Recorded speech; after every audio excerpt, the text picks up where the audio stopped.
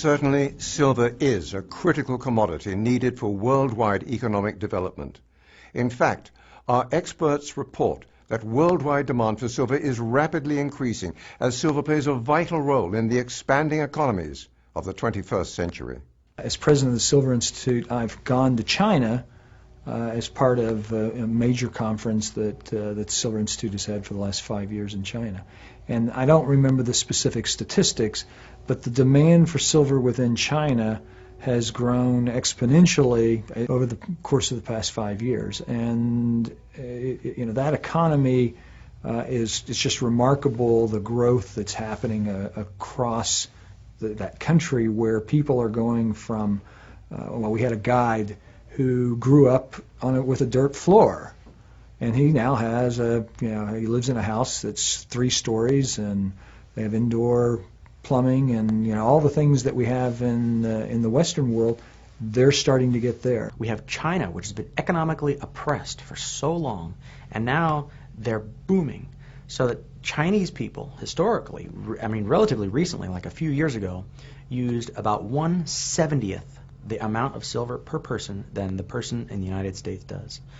And if China begins to use 70 times more silver per person, industrial demand will about triple. And industrial demand is already consuming more silver than we're mining today.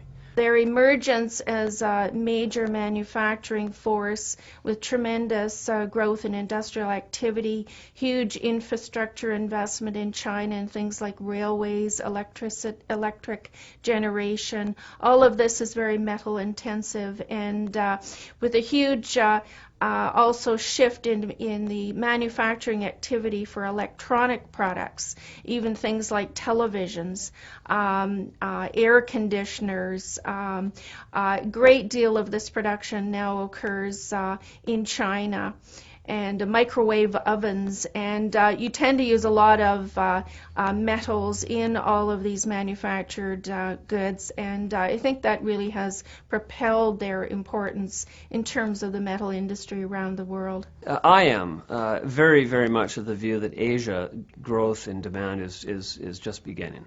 There's 1.3 billion Chinese, there's 1 billion Indians, there's 200 million in Indonesia. It's a vast source of demand for all metals, not just silver. And it's an economy basically that is moving from an agricultural economy to an industrial economy.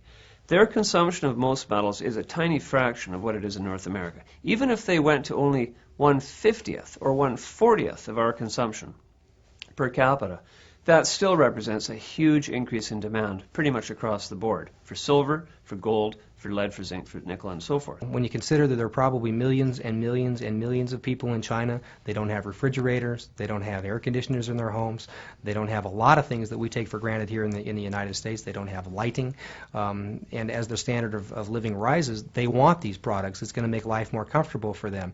And these are just everyday aspects of life, or aspects of everyday life that we deal with. And you look at what we've consumed here in this country, and it's not going to be any different in those countries if the standards of living continue to rise. And so, electric motors, cellular telephones, computers, water purification in China and India is probably more of an issue there than it has ever been here.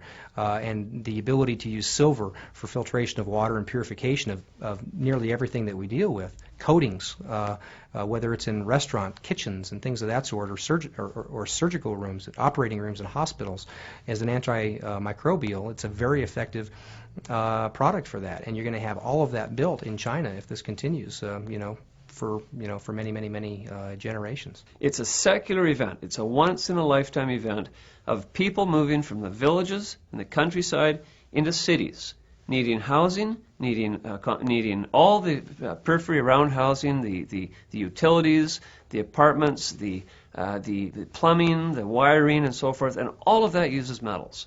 And it's not by any means over. There's a large new middle class in China, but they are still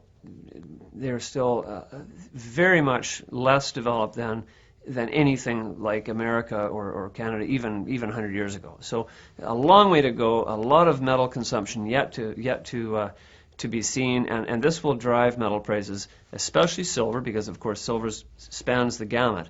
for a long time to come. I'm very bullish on all metals, particularly silver.